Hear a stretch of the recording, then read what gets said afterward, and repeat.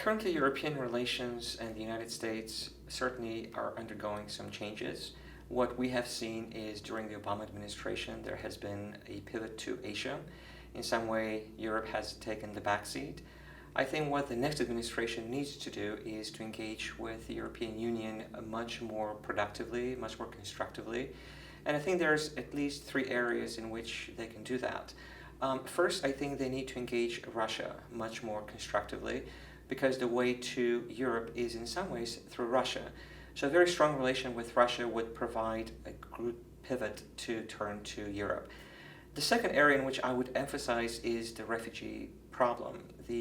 What Europe has done is taken its share, broadly speaking, of the refugees, but what the United States has not done is to accept more refugees. Currently there is between 10 and 11,000 Syrian refugees.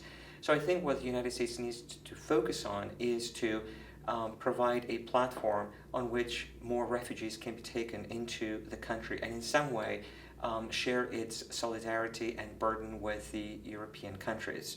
And the third area in which I would emphasize is to not abandon Eastern Europe.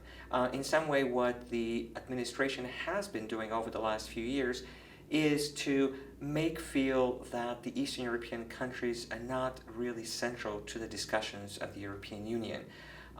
President Obama has made not as many visits to Eastern Europe, and I think that creates a certain concern in Eastern European countries, and I think rightly so.